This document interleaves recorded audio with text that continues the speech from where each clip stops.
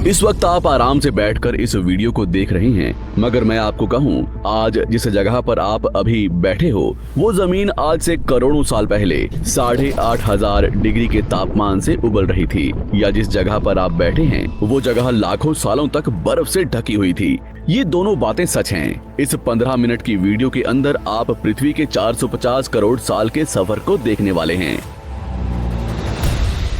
जिस जगह आज हमारा सौरमंडल है वहाँ विभिन्न प्रकार की गैस और धूल के बादल हुआ करते थे।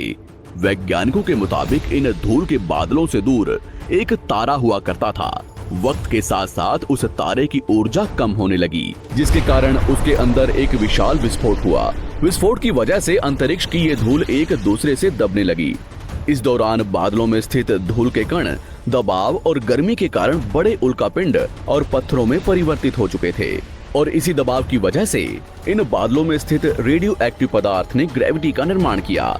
इस ग्रेविटी के कारण बीच में हाइड्रोजन और हीलियम इकट्ठा होने लगे। बीच के इस भयंकर दबाव के कारण एक विशाल विस्फोट हुआ, और इसी विस्फोट के कारण हमारे सूरज का जन्म हुआ। अंतरिक्ष में फैले एस्टेरॉयड यानी क्षुद्र ग्रहों में भारी वजन की वजह से सूरज के करीब आकर सूरज की परिक्रमा करने लगे। धीरे धीरे इन्हीं एस्टेरॉयड में भारी टकराव हुआ, जिसके फलस्वरूप मरकरी, विनस, अर्थ और मार्स जैसे ग्रहों का निर्माण हुआ। वैज्ञानिकों के मुताबिक उस वक्त पृथ्वी और मार्स यानी मंगल ग्रह के बीच थिया नामक ग्रह सूरज की परिक्रमा किया करता था। पृथ्वी पर ग्रेविटी होने की वजह से सूरज की परिक्रमा करने वाले एस्टेरॉयड अब पृथ्वी की परिक्रमा करने लगे, और धीरे धीरे करोड़ों सालों तक ये पृथ्वी पर गिरते रहे। और ऐसी घटना हमारे पड़ोसी ग्रह थिया पर भी हो रही थी, जिसके कारण थिया पृथ्वी के और करीब आने लगा और आकर पृथ्वी से टकराया। इस भयंकर टकराव की वजह से पृथ्वी के हिस्से कणों के रूप में अंतरिक्ष में फैल गए और एक रिंग्स की तरह पृथ्वी की परिक्रमा करने लगे। इन्हीं परिक्रमा करते हुए कणों में टकराव होने लगा, जिसके कारण हमारे चांद का निर्माण हुआ। उस वक्त पृथ्वी पर सिर्फ एक ही समुद्र हुआ करता था, और वो था 1900 डिग्री सेल्सियस की तापमान पर उबलते हुए लावे का। उबल रही थी वो सारी चीजें जिसे आज आप अलग अलग नाम से जानते हैं। वक्त के साथ साथ पृथ्वी धीरे धीरे ठंडी हो रही थी, जिसके कारण पृथ्वी के भारी तत्व जैसे धातु और रेडियो एक्टिव पदार्थ पृथ्वी के केंद्र में जाकर इकट्ठा हो गए, और हल्के पदार्थ पृथ्वी की सतह पर आ गए। लाखों सालों तक पृथ्वी पर उल्कापिंडों की बरसात हुई, और इन गिरते हुए उल्कापिंडों में जमा था नमक, मिनरल्स और पानी। करोड़ों सालों तक इन उल्कापिंडों की बरसात होती रही, और धीरे धीरे पृथ्वी की ऊपरी सतह पानी से ढकने लगी।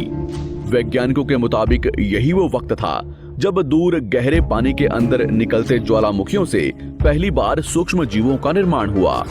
लाखों सालों बाद एक वक्त ऐसा आया जब पृथ्वी की पूरी सतह पानी से ढक चुकी थी। हमारी पृथ्वी के सबसे अंदर का कोर रेडियो एक्टिव पदार्थ से बने होने की वजह से हरदम गर्म होता रहता है, लेकिन जब भी पृथ्वी की ऊपरी जमीन ठंडी हो जाती है तब पृथ्वी के अंदर की गर्मी बाहर नहीं निकल पाती, जिसके कारण ज्वालामुखियों का निर्माण होता है। और उस वक्त कुछ ऐसा ही हुआ। पानी से ढकी हुई पृथ्वी पर हजारों की तादाद में ज्वालामुखी निकलने लगे, और आने वाले लाखों सालों तक इन ज्वालामुखियों का निकलना जारी रहा, जिससे पानी के ऊपर जमीन का निर्माण हो रहा था। इस वक्त भी पृथ्वी पर वातावरण न होने की वजह से अंतरिक्ष से उल्कापिंडों की बरसात हो रही थी। आज से लगभग 300 करोड़ साल पहले पृथ्वी पर ऐसा वक्त आया जब पृथ्वी का वातावरण लगभग स्थिर होने लगा था। ज्वालामुखी निकलने धीरे हो गए थे, और पृथ्वी का एक दिन 12 घंटे का हुआ करता था। साल बीतते गए, और धीरे धीरे ये सूक्ष्म जीव विकसित होते गए और समूह में रहने लगे। आज से लगभग 250 करोड़ साल पहले पहली बार पृथ्वी पर ऐसे जीवों का निर्माण हुआ जो जीने के लिए ये पानी के अंदर के मिनरल्स यानी खनिज पदार्थ और धूप का इस्तेमाल करते थे, और मल त्याग के रूप में ऑक्सीजन बाहर निकालते थे। इस वक्त तक पृथ्वी पर ज्यादातर ज्वालामुखी निकलने बंद हो चुके थे, और इन माइक्रोबैक्टीरिया की वजह से वातावरण में ऑक्सीजन की मात्रा बढ़ रही थी। वातावरण में ऑक्सीजन बढ़ने की वजह से पृथ्वी का वायुमंडल बनना शुरू हुआ, और आने वाले हजारों सालों तक वातावरण में ऑक्सीजन की मात्रा बढ़ती रही, जिसकी वजह से पृथ्वी के ज्यादातर हिस्सों में ये सूक्ष्म जीव फैल गए। हजारों सालों बाद एक वक्त ऐसा आया जब पृथ्वी में ज्यादा ऑक्सीजन बढ़ने के कारण ये सूक्ष्म जीव मरने शुरू हो गए। उस वक्त तक पृथ्वी का वातावरण ठंडा होने के साथ साथ ऑक्सीजन से भी भर चुका था, जिसके कारण जमीन और वातावरण में स्थित आयरन यानी लोहे के मिनरल्स पानी में स्थित ऑक्सीजन से रिएक्ट होने लगे। और एक वक्त ऐसा आया जब पृथ्वी की जमीन आज के मार्स के जैसे लाल हो चुकी थी। वक्त बीतने के साथ साथ धरती की टेक्टोनिक प्लेट्स में दरार होने लगी, जिसके कारण पृथ्वी के अंदर का लावा जमीन की तरह कई लाखों सालों तक खुला उबलता रहा। और यही वो कारण था जिसके कारण पृथ्वी के वातावरण में कार्बन डाइऑक्साइड की मात्रा बहुत बढ़ गई और पृथ्वी पर एसिड की वर्षा शुरू हो गई। एसिड रेन की वजह से पृथ्वी का तापमान घटने लगा और तापमान इतना घटा कि पृथ्वी के ऊपर स्थित पानी बर्फ में परिवर्तित होने लगा। पृथ्वी पर पहली बार भयंकर आइस एज आया। इस वक्त पूरी पृथ्वी सफेद बर्फ से ढक चुकी थी। आमतौर पर जब धरती पर सूरज की किरणें गिरती हैं, तब जमीन उन किरणों को सोख लेती है, मगर क्योंकि पूरी पृथ्वी बर्फ से ढक चुकी थी और क्योंकि बर्फ सफेद और चमकीली होती है, जिसके कारण सूरज की किरणें धरती पर गिरने के बाद वापस चली जाती थी। इसी कारण से पृथ्वी कई लाखों सालों तक बर्फ से ढकी रही, मगर फिर से पृथ्वी के अंदर स्थित गर्मी ज्वालामुखी के रूप में निकलना शुरू हो गई और इन ज्वालामुखियों से निकलने वाली गर्मी ने बर्फ को पिघलाना शुरू कर दिया। इसी बीच पृथ्वी की गहराई में बचे कुछ सूक्ष्म जीव धीरे धीरे बदल रहे थे और अब वो ऑक्सीजन को अपने शरीर को बड़ा और जटिल बनाने के लिए इस्तेमाल करने लगे थे। इस बीच पानी में अलग से भी छोटे समुद्री पौधे निकलने शुरू हो चुके थे।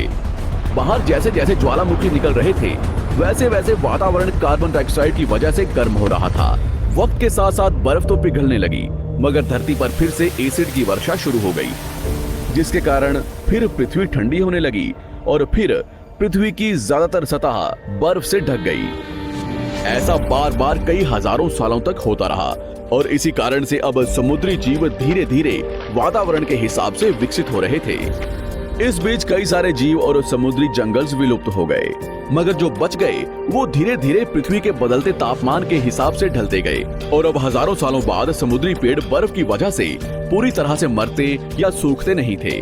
अब सूक्ष्म जीव समुद्री जीव बन चुके थे। जब फिर से ज्वालामुखियों ने पृथ्वी की बर्फ को पिघलाना शुरू किया, तब ये समुद्री पेड़ जल्दी विकसित होकर फैल गए। धीरे धीरे वातावरण में ऑक्सीजन की मात्रा बढ़ने लगी और पृथ्वी पर होने वाली एसिड की वर्षा कम होने लगी। वातावरण में ऑक्सीजन आने की वजह से पृथ्वी की ओजोन लेयर्स मोटी होने लगी और आज से लगभग 47 करोड़ साल पहले पृथ्वी की ऊपरी सतह पर पहली बार मोसोस नामक प्लांट उगना शुरू हुआ। वक्त के साथ साथ जमीन पर अलग अलग प्रकार के पौधे और पेड़ उगना शुरू हुए। एक वक्त ऐसा आया जब जमीन के पेड़ों की लंबाई लगभग 80 से 100 फीट जितनी या आज के 5 से 6 मंजिला बिल्डिंग जितनी ऊंची हो चुकी थी। ये वो वक्त था जब समुद्री जानवर समुद्र से बाहर निकल रहे थे और जमीनी जानवरों में परिवर्तित हो रहे थे। धरती की ज्यादातर जमीन एक जगह इकट्ठी हो चुकी थी, जिसे आज हम पैंजिया महाद्वीप के नाम से जानते हैं। पृथ्वी का वातावरण और तापमान लगभग स्थिर हो चुका था और अब करीब 21 से 23 घंटे का दिन हुआ करता था। अब समुद्री जीव पानी से बाहर रहने लगे थे और वातावरण के हिसाब से उनके शरीर का रंग रूप बदल रहा था। धीरे धीरे ये जमीनी जानवर डायनासोर्स में परिवर्तित हो गए। जिन डायनासोर्स ने पेड़ पौधे खाने शुरू कर दिए, उनका शरीर लंबा और विशाल रूप से विकसित होने लगा। कुछ डायनासोर्स शिकार किया करते थे, जिसके कारण वे छोटे और तेज होते चले गए।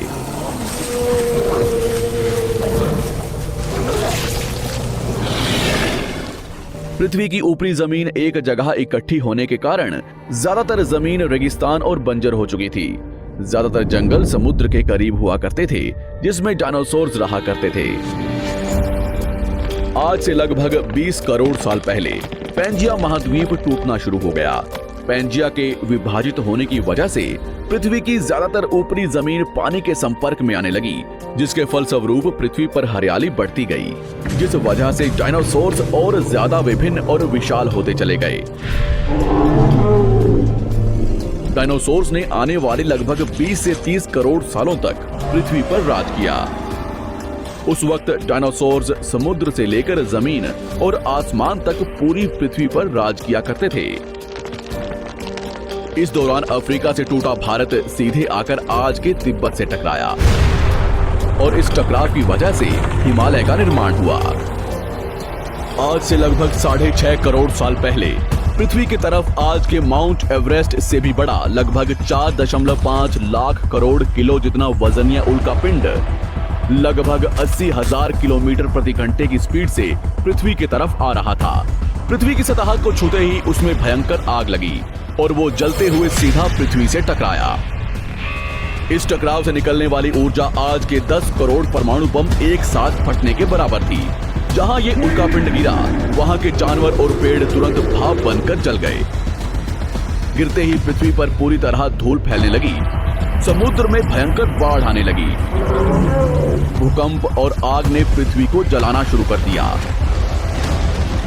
कुछ ही घंटों में पूरी पृथ्वी के वातावरण में हानिकारक गैस और धूल की वजह से पृथ्वी नर्क हो चुकी थी। डायनासोर्स, घुटन, आग और भूखमरी से पूरी तरह विलुप्त हो गए। इस वक्त हमारे पूर्वज जमीन के अंदर रहा करते थे, जिसके कारण वो इस विशाल प्रलय से बच गए। पृथ्वी का वातावरण पूरी तरह से काला और अंधेरा हो चुका था, जिससे धूप भी जमीन तक नहीं पहुंच पा रही थी। पृथ्वी के पेड़ और ज्यादातर जानवर विलुप्त हो गए। वातावरण में धूल और हानिकारक गैस के कारण पृथ्वी पर फिर से एसिड की वर्षा शुरू हो गई और फिर पृथ्वी ठंडी होकर बर्फ से ढक गई। लेकिन इस बार पृथ्वी की बर्फ लाखों सालों तक नहीं जमी रही और 80 से 90 हजार साल बाद ये बर्फ पिघलनी शुरू हो गई।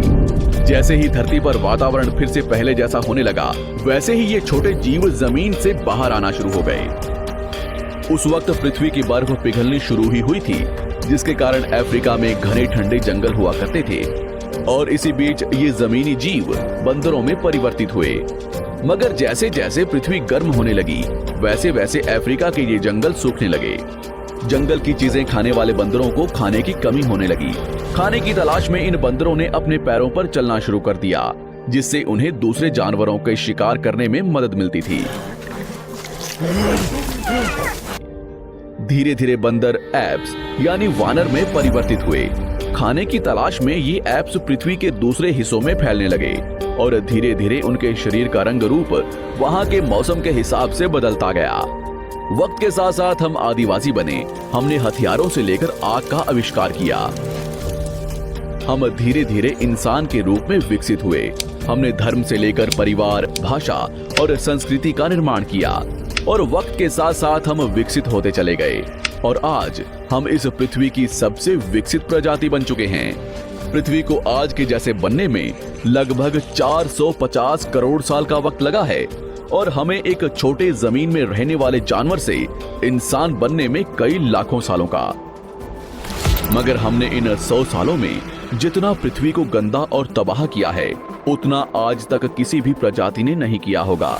हम फिर से धरती को गर्म कर रहे हैं और कार्बन डाइऑक्साइड की मात्रा बढ़ा रहे हैं। वैज्ञानिकों का मानना है कि पृथ्वी पर फिर से विशाल परिवर्तन होने वाला है। भविष्य में पृथ्वी कैसी होगी, जानेंगे हमारी अगली वीडियो में।